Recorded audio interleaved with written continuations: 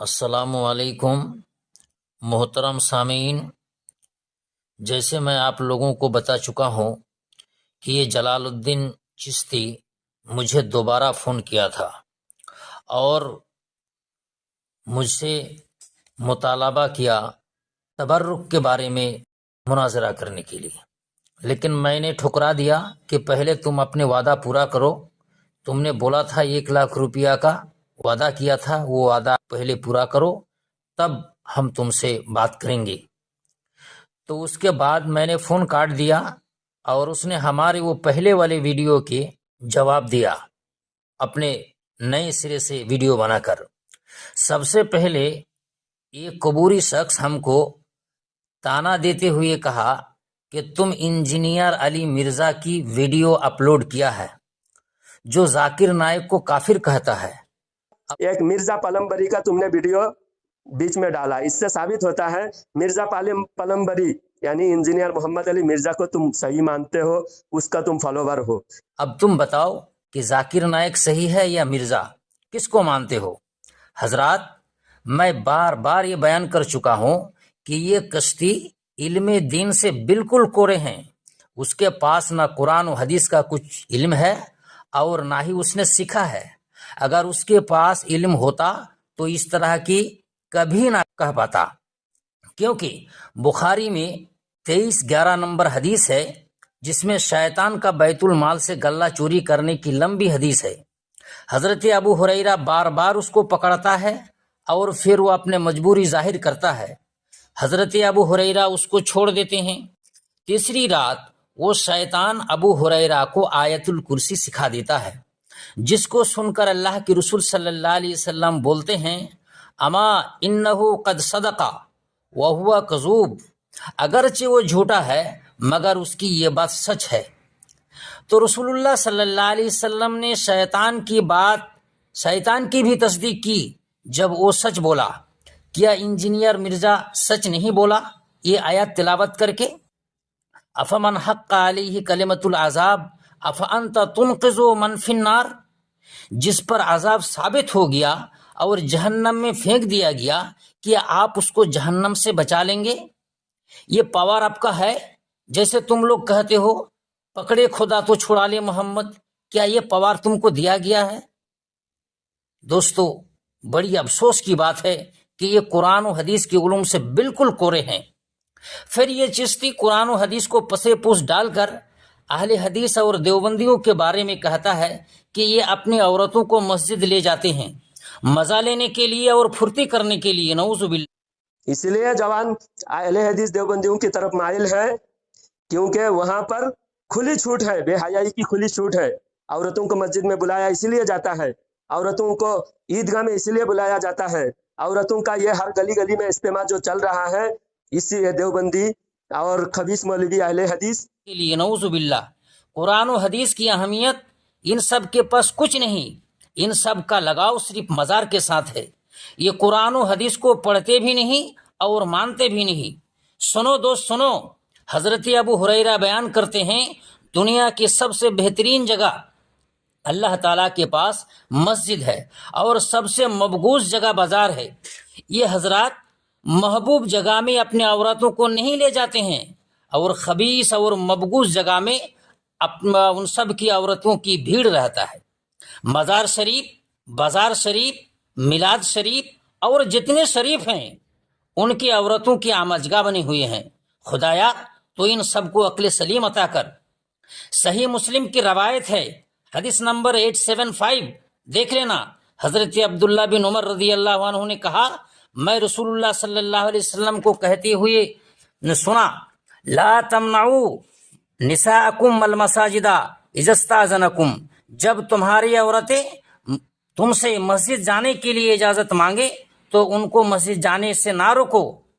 اس پر ان کے صاحبزادے حضرت بلال نے کہا، واللہ میں ضرور ان سب کو روکوں گا۔ اس پر حضرت عبداللہ ان کو اتنا برا بھالا اور سب و ستم کی کہ اس طرح کبھی نہیں کی تھی۔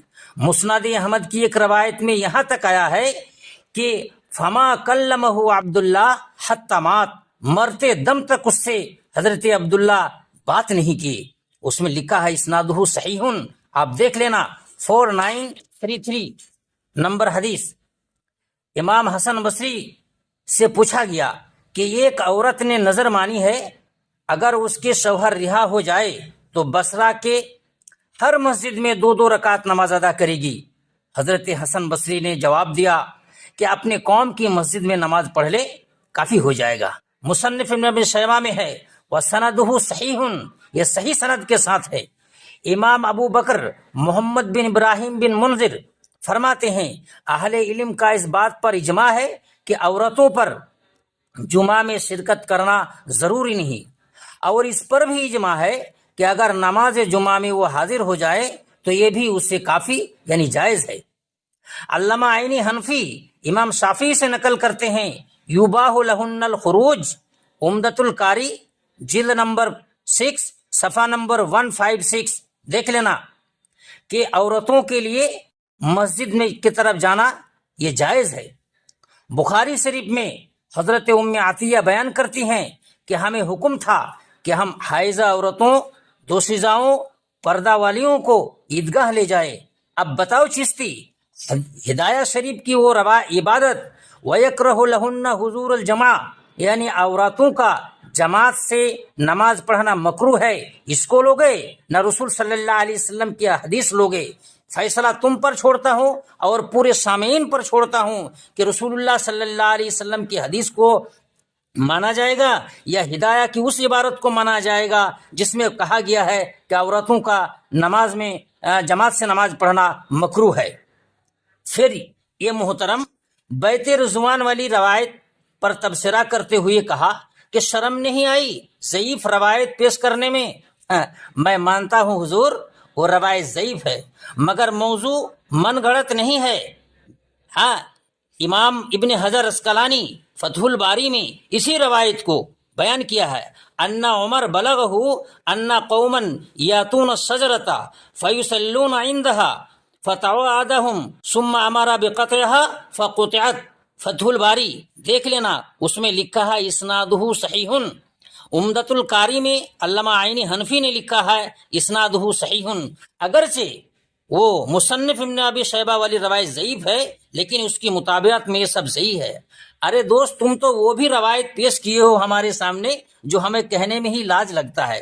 سنو، تم نے کہا ایک مرتبہ، وہ پہلی مرتبہ جب گفتگو ہوئی تھی تو اس میں تم نے روایت پیش کی تھی کنت نبیا و آدم بین الماء والتین، کنت نبیا و آدم بین الروح والجسد، کنت نبیا و آدم بین الماء والتین، کنت نبیا و آدم بین الروح والجسد، یہ جو احادیث ہے نبی۔ سنو اس کی حقیقت سنو، محدثین کرام کیا بولتے ہیں، لا اصل لہ بل ہوا باطل، اس کی کوئی اصل ہی نہیں ہے، یہ بالکل باطل چیز ہے۔ امام زرکشی کہتے ہیں لا اصل لہ، اس کا کوئی اصل ہی نہیں ہے۔ امام سخاوی المقاصد الحسنہ میں کہتے ہیں لا نقف علیہ۔ پھر العجوبۃ المرضیہ میں کہتے ہیں موزون، یہ گڑھی ہوئی بات ہے۔ ملا علی قاری حنفی الاسرار المرفوعہ میں کہتے ہیں لا اصل لہ او باصلہ موزون، اس کا کوئی بنیاد ہی نہیں، اگرچہ بنیاد ہے تو وہ موضوع ہے۔ امام زرقانی کہتے ہیں باطل لا اصل لہ، یہ باطل ہے اور اس کا کوئی اصل ہی نہیں ہے۔ امام البانی کہتے ہیں موضوع، یہ گڑھی ہوئی بات ہے۔ تم ایسی روایت پیش کرو گے دوست اور ہم پر تانا دو گے؟ ارے ہم اللہ کی فضل سے اہل حدیث ہے، کچھ حدیث کے بارے میں جانتے ہیں، تحقیق بھی کرتے ہیں انشاءاللہ۔ ہاں تو دوست سمجھ لیجئے کہ کون حدیث موضوع ہے اور کون حدیث گڑھی ہوئی ہے اور کون ضعیف ہے۔ پھر اس نے حضرت عمر رضی اللہ عنہ کو تبرک کے قائل ثابت کرنے کے لیے قرآن مجید کی سورہ بقرہ کی 125 نمبر آیت پیش کی، وَاتَّخَذُوا مِن مَّقَامِ إِبْرَاهِيمَ مُصَلًّى۔ بڑی دکھ لگتا ہے بھائی کہ جب یہ آیت پیش کیا، پھر اس کے بعد حضرت دانیال علیہ السلام کے بارے میں جو میں لکھا تھا وہاں جب پہنچا یہ تو ادھر ادھر بکنے لگا کہ دیکھو تم وہاں بھی کہتے ہو کہ نبی مر گیا، سڑ گیا، گل گیا، مٹی ہو گیا۔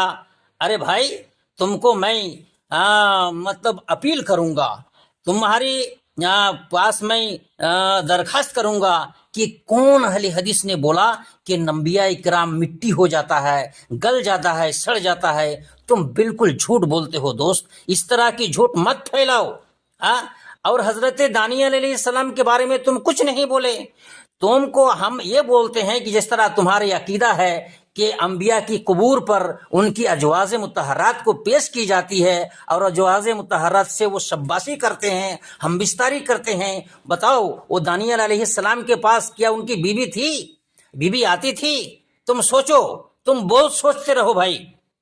हाँ, अब सुनो, हजरत उमर रजी अल्लाह तआला अन्हु अगर तबर्रुक के कायल थे तो उस तबर्रुक के कायल थे जिसके बारे में कुरान और हदीस अल्लाह एवं अल्लाह के रसूल इरशाद फरमा चुके थे।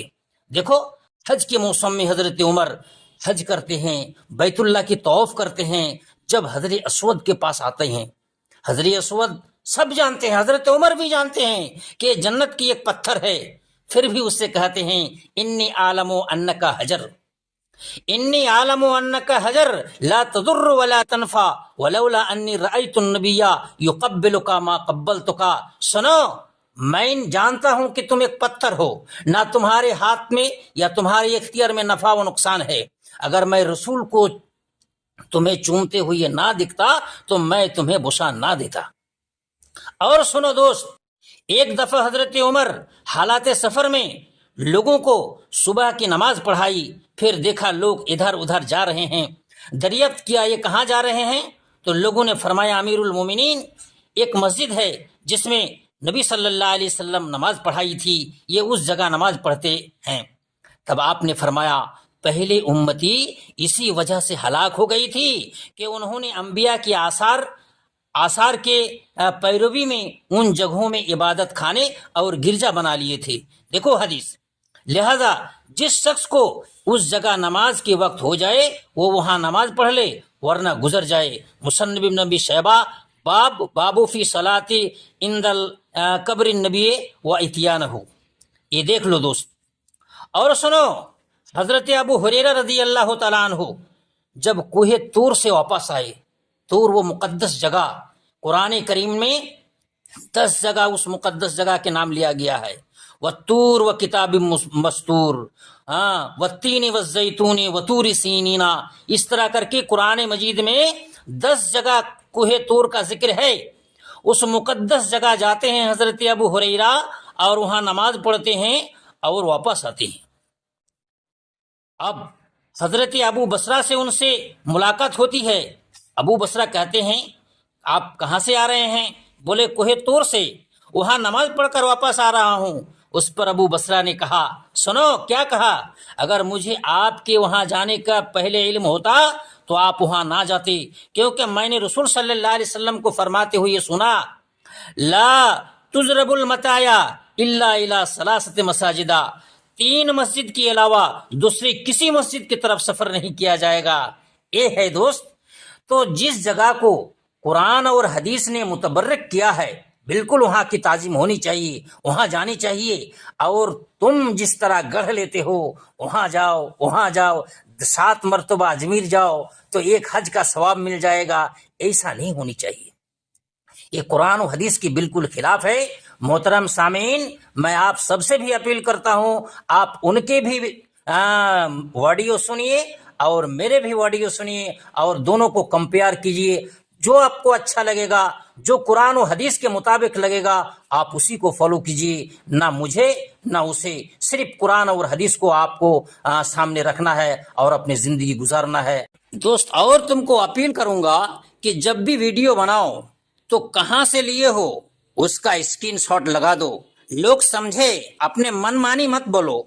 हाँ, अनसन बोल देते हो। तुमने बोला कि वो सूरा अबसा व तवल्ला में हजरत उमर ने एक आदमी की गर्दन उड़ा दी थी। तुमको क़यामत तक मैं चैलेंज करता हूँ, लेके आओ अबसा व तवल्ला की तफसीर में हाफिज इब्न कसीर ने तफसीर इब्न कसीर में लिखा है, दिखा दो। इस तरह की झूठ मूठ मत बोलो दोस्त। ये अल्लाह रब्बुल आलमीन के पास जाना है, हम सबको मरना है, क़यामत हमारे ऊपर आएगी, कब्र में हमको सवाल किया जाएगा, क्या जवाब दोगे? झूठ मूठ से फैलाते हो बात।